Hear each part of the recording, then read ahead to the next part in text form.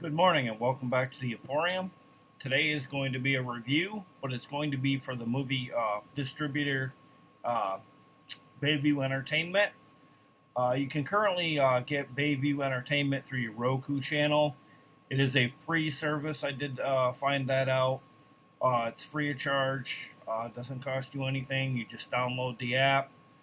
First, you have to search for Bayview Entertainment or Bayview Movies, and it should take you right there to the search. You just click on, get app and let it download, and then you'll have it.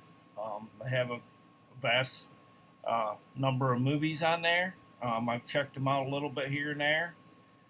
They have a little bit of everything, but let's get started on the review. Once again, I said Bayview Entertainment has a Roku channel, free of charge. But like I said, let's get started on the review. Uh, Name of the movie is obviously TODD. It's rated 4.7 on IMDb. It is a drama mystery thriller. That's what it's listed as on IMDb. It came out January 21st of this year. Clocks in at about an hour and a half and has a budget of about $100,000, and they did an amazing job with $100,000. It was written and directed by Aaron Warren, as well as James Catazone was the writer as well. It stars Michael Winslow from the very popular comedic series, movie series, Police Academy, and it is the very one and only Michael Winslow. Chloe Marie Rhodes is the bar patron. Alina Jen as Helen Franklin, and Hans Hernke that played Todd in this, Todd Platt. I just went with what IMDb had as the top stars. I didn't want to write everyone down because that's quite an extensive list that they had. But the main lady that plays in this movie is her name is Amy in the movie, not her real name. I didn't have time to go back and see what her real name was, but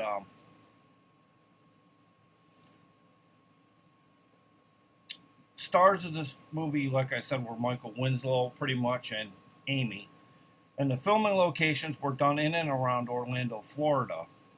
The production companies Am I the Butterfly, Dangerous Curves Productions, Greenway Entertainment, Payne Productions, LLC, and SFN Productions as well.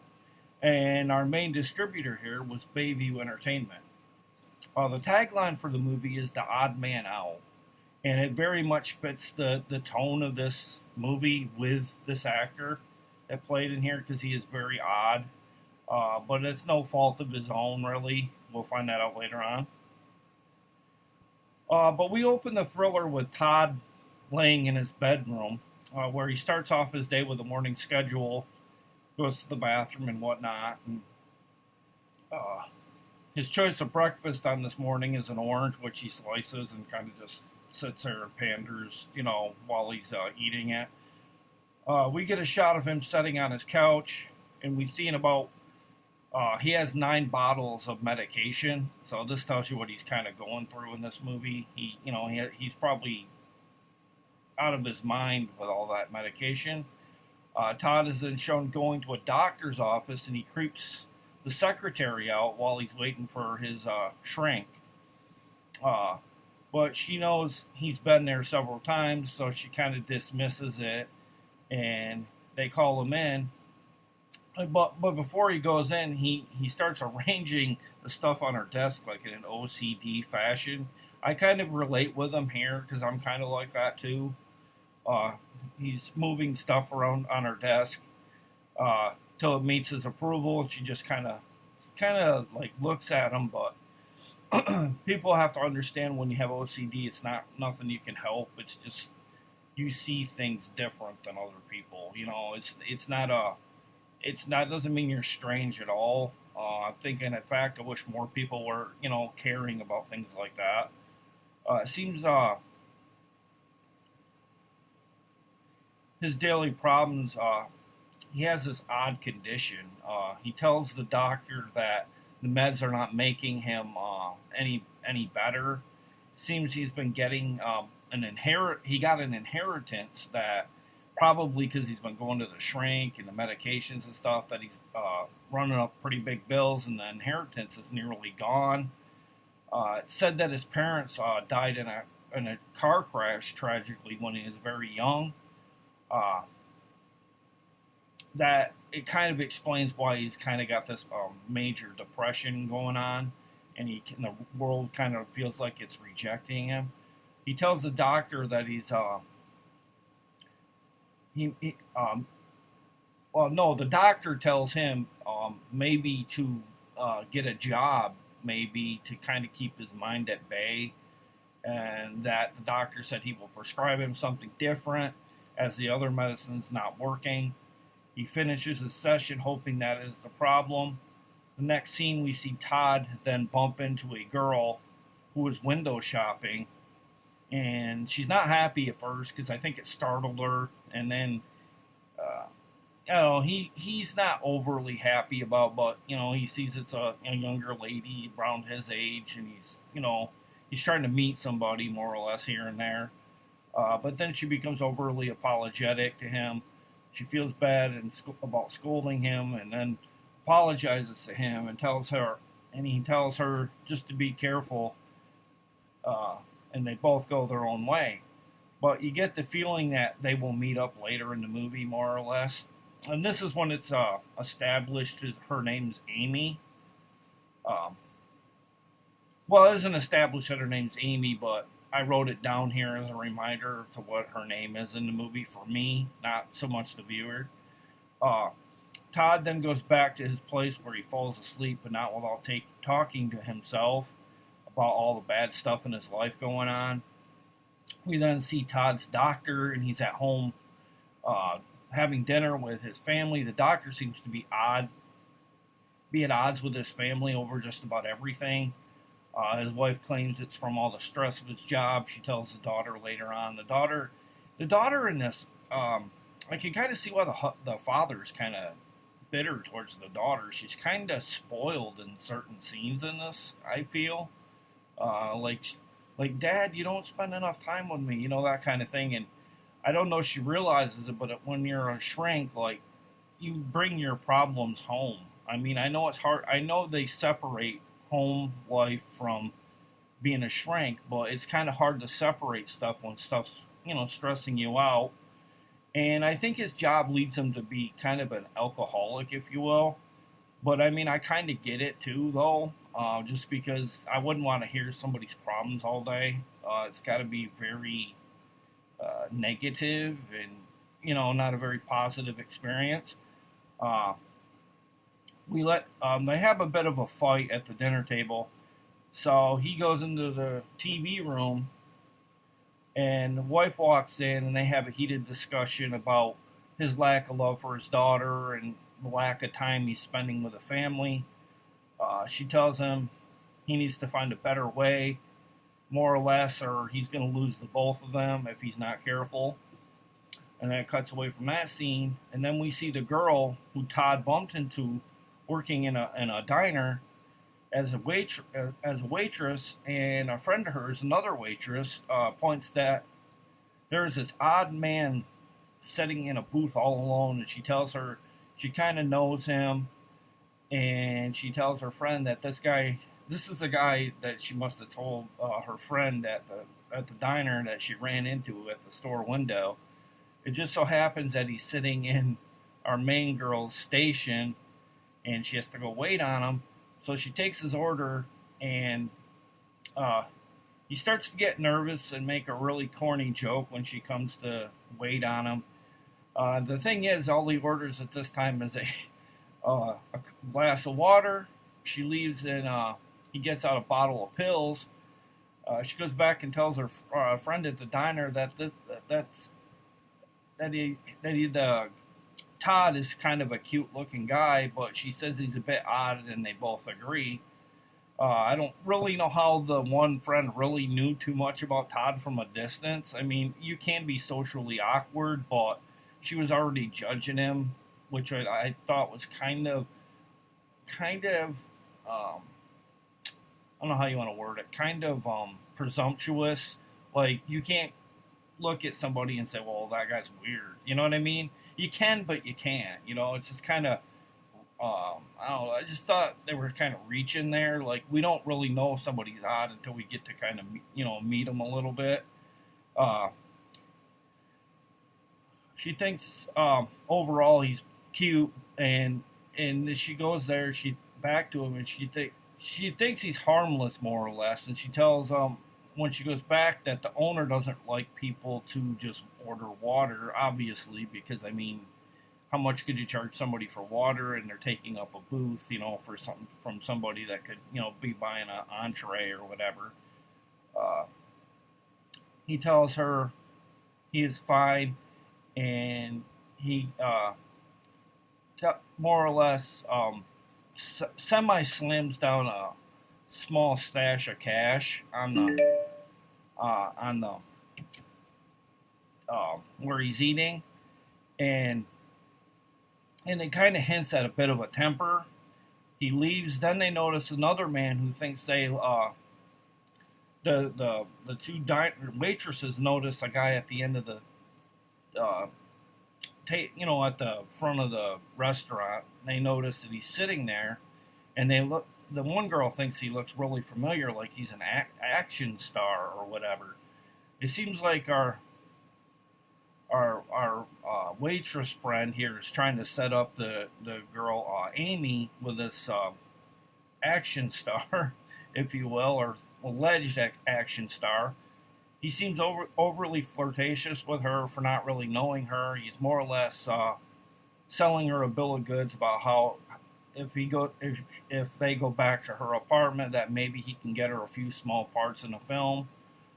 She's eating it all up. Meantime, she gets off her shift and leaves with the would-be star, but Todd, it seems, is watching her from the distance too as well, because he's never really went home. And he looks really mad that she's getting in the car with this man. So I think this is where it sets him off in the movie, because he feels like there was a connection there, and he kind of feels betrayed now, which I kind of get to a point with. I don't know. I kind of felt a little bit of chemistry between the two. Not nothing where you should assume you're going to go out with somebody, but I kind of felt like there was, because she did say in one part she found him kind of attractive. And then they go back to her apartment, and we see that the two were in bed and obviously having sex. He tells her after they're done that he can get her this part in the film, and he goes, "Can we just relax and then go to bed?" And they both go back to bed, and then we notice morning comes and he's no longer there. Basically, he got her in bed, and that's all. It was basic. He was scamming her into going to bed with him, basically. And then we see that she starts crying that morning and feeling used. Obviously, it was a jerk thing to do. We then see Todd with his doctor, and this is the next morning. And the doc asked how the new meds are doing personally. And Todd tells him they make him feel nothing whatsoever. It seems this office visit, Todd is coming off the rails after last night, and it seems he seems agitated with his doctor. It feels like the session is a disaster, if you will. Not to mention he refuses to give Todd any further medications, which really, I don't know. As long as he's not getting physically altercated with the doctor, I don't think he should have did this. I think this is a mistake the doctor made. Due to his demeanor, I guess he stops giving him medications. Todd blows it off and proceeds to walk out the office, but not before knocking a bowl of candy out of a patient's hands on the way out the door. And the secretary comes over to help the kid pick it back up. And the guy kind of goes, "What's his effing problem?" That kind of thing. And it was a kind of a funny scene, because there really wasn't a lot of funny things in here. And then it shows, this is when we first see actor Michael Winslow pop up in the film. And he plays the bartender Jake in this. And he's doing his shtick like he does in the Police Academy films. where he sounds like he's pouring a drink into a glass, and he's going whoop whoop whoop whoop whoop, like he's, that kind of thing. It's kind of funny to see. The doc is approached by a very attractive lady, because apparently this is a bar that he goes to when he's not at the office. She starts hitting on him and they start talking about different things, kind of seductively a little bit. And he tells her he's married more or less, and he needs to leave and get back home to his family, but not without sucking down the last of his drink. And he leaves. We then see Todd at the eatery, or the diner, if you will, and he's waiting for the waitress to get off work, Amy, and he follows her out the door, and he keeps trying to get closer to her when she's walking up the plaza, like kind of like it's like a plaza, but you're walking up the sidewalk, but then there's like pillars ever so often over the roof and stuff. Well, he's like sneaking up behind her, and he's trying to get to her to like be like right by her, like he wants to walk with her. And every time she turns around, he kind of ducks behind a pillar, and she's hearing things, but she doesn't know what's going on. And he does that about 4 or 5 times, and then finally she gets freaked out the last time because he gets really close, and then I don't know how she didn't see him that time, because it's not like he's got blazing speed or something like that. But she gets really spooked and runs off, and then it shows the doctor, and he's at home fighting with his wife about being home late and him stopping off at the bar because he obviously smells of liquor. And she tells him that you're shutting us out. She threatens to leave him along with their daughter if he doesn't start including them in his life. It felt like to me that maybe the doctor had a bit of a drinking issue too, maybe in the past leading up to this movie. If this was, like if there was a pre-story to this, like there's been issues of drinking. He's losing his family a little bit more every day. The acting is very believable in this film with this family. I feel like they're actually a bona fide family, by the way. But the wife assures the daughter later on that things will be better, or they'll have to, or they'll leave and they'll go their merry way. Todd is then shown taking more of his meds and what's left of his meds from his original prescription, and he pulls out a gun and he kind of looks at it, and he goes, "Hello, Amy," and he's kind of like looking at, like, you could tell, like he has plans to kill her or terrorize her with a gun, I guess. I guess because of her leaving with the guy the night before, it set him off, more or less, is what I wrote in my review here. Kind of like my transcript for what, about the movie. Back to the bar, where our good friend Jake, the bartender, serving up more drinks. The doctor comes walking in. He tells Jake, the bartender, tells the doc that he's seen an awful lot of the doc in there lately. Is everything okay at home? And in my opinion, he needs to stay away from this bar, more or less, if he can. It only goes to make things worse going forward for him and his family. He grabs a couple drinks and swears he's headed home. I do think that he needs a shoulder to lean on, and Jake is that guy, though. So, he gets a little bit of consoling from Jake as well, which is good. That's something he needs, but not when you're surrounded by liquor, and if you've got, drinking issues, you shouldn't be at a bar. But he does leave after his couple of drinks, and he swears that's all he's going to have and go home, which is good. He does have a little bit of self-control, and he does care. You can tell at this point. We then see Todd mapping out the address of the doctor's place of where he lives, hinting at he's probably going to be terrorizing him at some point. Todd is then shown sneaking into Amy's apartment, which gets to do this quite a bit from here on in. He kind of gets into her apartment. The first time he tries, he sneaks in and watches her shower. Some pretty good suspense building moments here in the movie.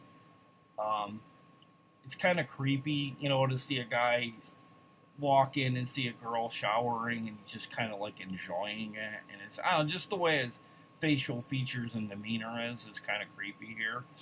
We then see the doctor tell the secretary, this must have been sometime later, he got with his secretary and asked her if Todd Platt, the main guy in this movie, had called to any more, like prescriptions, or if he'd been, keeping in touch with the office after their blow up. I think the doctor had a conscience at this point that he kind of ruined it with Todd. We then see our waitress back at the eatery. It kind of cuts back and forth to different scenes, like a lot. Like there's a lot of different scenes, like more than normal. Like there's very short stints with different Like they did a good job of getting a lot of actors in an hour and a half. They kind of all played off, each other. Uh, we see the two waitresses count. The one's counting her tips, saying now she can pay her bills. Todd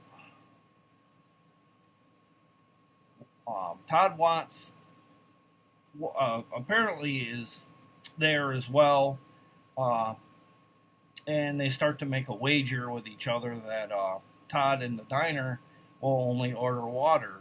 Amy, main actress here, Amy finally is able to wait on him because the place is swamped with customers. They make a little talk, Amy and Todd, and he swerves her this time. He doesn't get water. He gets the lunch special, which Amy bet that he'd pick water, and the other waitress picked that he'd get something else, so she was right. The other waitress wins the bet, much to Amy's surprise. I like the chemistry between Amy and Todd, though, in certain scenes. Like, they play off each other pretty good for, like, Psycho, and then this lonely waitress that wants a relationship with somebody nice, that kind of thing. Uh, that pretty much ends that scene. He gets the special, but they don't really show any of that. We then see the doctor back home having dinner with his family, and he seems much happier on that night. The doctor is trying to get along with both of his women in his life, his wife and his daughter. Uh, but I feel like the daughter comes off very drama queen like in this movie for me. I just did not like her. She's a good actress, but I don't like the character. I felt like she's very whiny. Uh, Later on, she gets mad at the father of the doctor here at some point and walks away from the table. And they later have a heart to heart about what they need to do to mend their relationship. The daughter comes off to me, like I said, very selfish in the film. Like I've said earlier in the review, being a shrink and having a family has to be tough, but he has to manage to do both, I guess, if he wants his family around, from what we're getting to see here. Um, we then see Todd standing over Amy while she's sleeping. At some point, he's caressing her hair, and it kind of half wakes her up, but she doesn't come fully to. It's a really creepy scene, kind of like if you stand over somebody and you're kind of caressing their hair, and you kind of feel the wind from it, but not enough to wake you up. Me, I'm kind of like the kind of person that would wake up right away, but that's just kind of me. But it was a very creepy scene, and I still kind of remember the scene pretty memorably. Lots of scene switches in this film. They then show the secretary. She tells the doc the next morning that she did get in touch with Todd, and he seems very agitated, which sends up a red flag with the doctor. So she went and booked Todd a new appointment because I guess they must have felt bad, so they give him a new appointment.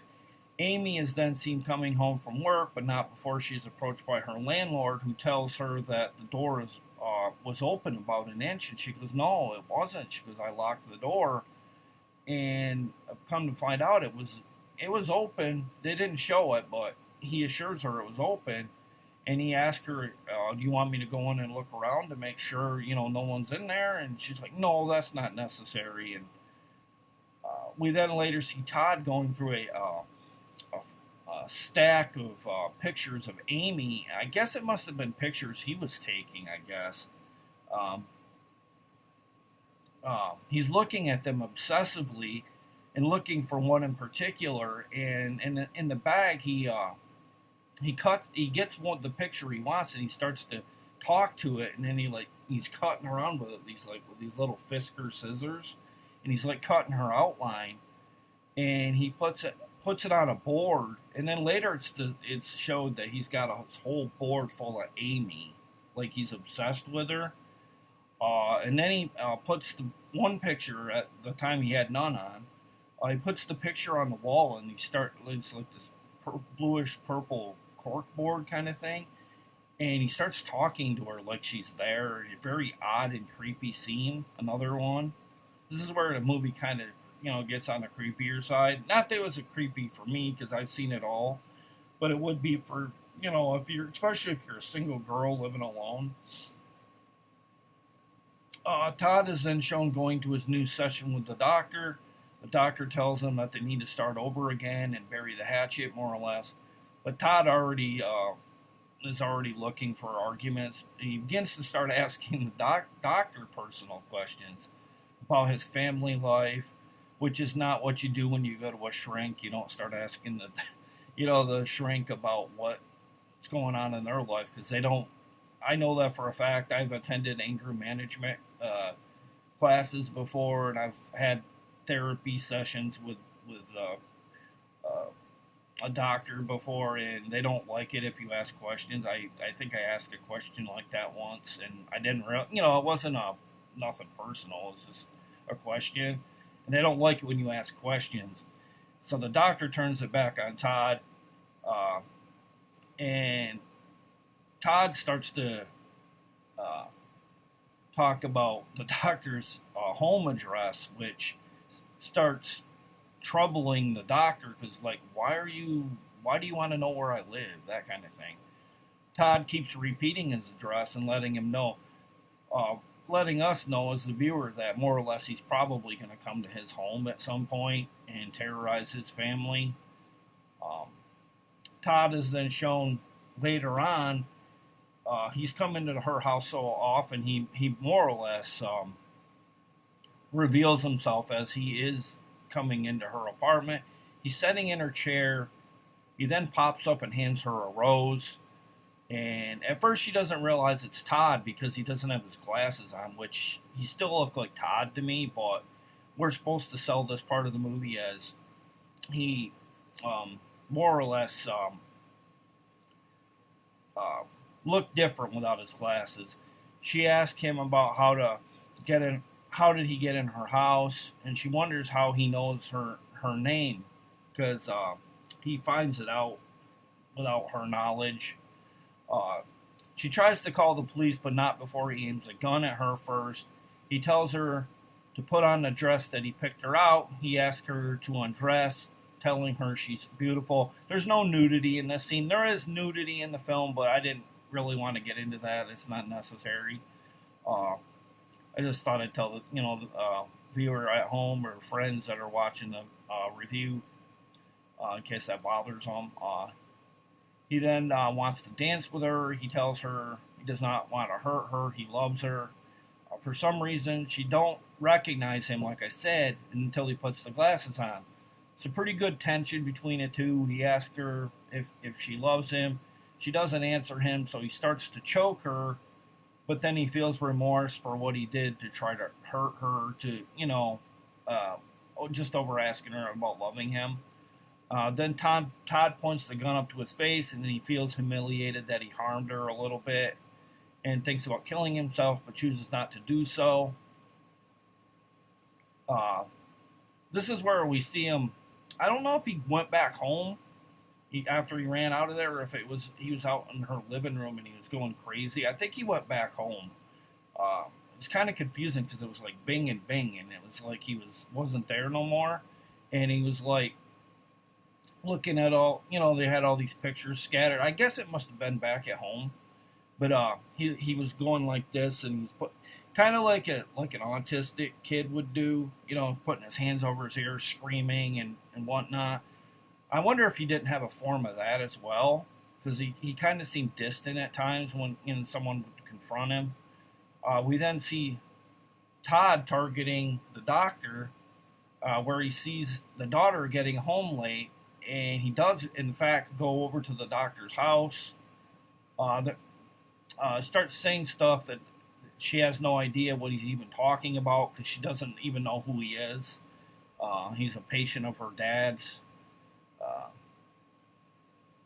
Once they get inside, obviously she had no choice but to let Todd in too because he's got a gun pointed to her jawline. Once the doc and his wife are down in the living room and they're watching what looks like TV or down in the TV room, and they go, "Boy, she's getting home late." And wife goes to see what the noise is, and it's Todd, and he's pointing the gun right at the daughter, well, at the wife and the everybody, her, the daughter, and they're going down the set of stairs, and she pleads with Todd to not hurt their daughter. Uh, he has the family freaked out at this point. The wife has no idea who this guy is, and neither does the daughter. Um, the doc knows who he is, and he explains to the family who he is, and he goes, "Todd, do you want money?" And it's more personal with that with Todd. I think Todd felt betrayed with the way the doctor treated him, and once again, he's kind of a loner and always on the outside of everything. Uh, he more or less, Todd at this point has a meltdown. I think with him, he had a lot of trust in the doctor, and he tells the doc that he's lucky on this night that his family saves him, because I think he had plans to kill at least the doctor, and he goes to leave, but not before shooting at the ceiling and leaving. We then see Todd at a church the next morning, and this is a really kind of sad part here. He's tired and confused from the night before. He's repenting before God, if you will, saying, "Why did you take my family in the car accident?" I feel really bad for him here, though. I don't blame him at all for, a lot of it. I don't really blame him. He maybe should have been institutionalized, maybe, or, had someone stay in his care. Uh, um, all he wants really is someone in his life, and he feels like God's. It's not a religious film, but this is a scene. He feels like God slighted him, losing both his mother and the father in a car accident, and then shows himself later on shoot himself in the head because he can't deal with it no more because he's hurt the one woman that he does love. We see a flashback of all of his traumatic moments from earlier in the movie, and we even get a shot of the accident scene, and it looked like to me Todd was a baby. That's what it looked like to me. Maybe I'm misleading myself here, but it looked like Todd was quite young when this accident happened and he survived. Uh, Basically, all of this that led up to him taking his own life after revealing kind of a little bit of what went on in his life. We then see Amy in the diner winding up napkins for the silverware, and her friend at the diner are sitting down talking about the encounter with Todd. And Amy says, the friend asked Amy why she didn't call the police when when he came to her home instantly. She did try, but he did have the gun on her. But then she later reveals that she felt kind of sorry for him in the end. And she said, the only thing anybody ever wants is to be loved by someone else. And she goes, I kind of relate. We're all like that. She goes, we all need companionship. Amy tells her friend, the other waitress, that she's leaving for California in 2 weeks, and she wants to try her hand at acting. And the friend wishes her the best of luck. We then see the doctor with Todd's ashes. I don't know if the state would have awarded the doctor the ashes, I guess, because Todd didn't have any other family. But he has Todd's ashes in an urn, and he starts to talk to Todd in the car. He has him on the seat, the ashes. He's saying, Todd, why'd you do this? Why'd you do this to yourself? You were so young, you didn't have to die. And you kind of feel like the doctor blames himself for misguiding Todd with the medication and the lack of, giving him more. I think he feels kind of obligated to Todd at this point, even though he's no longer on the earth. Uh, Amy, Amy, the doctor and his family are all trying to pick up the pieces at this point in the movie. Ordeal has made the family grow closer, it seems, which is kind of a godsend for the family. So even through tragic stuff, good does happen, and that's more or less what happens at this point. Some time passes, and Amy is headed to California, and she stops by her old stomping grounds, the diner, and talks to her friend.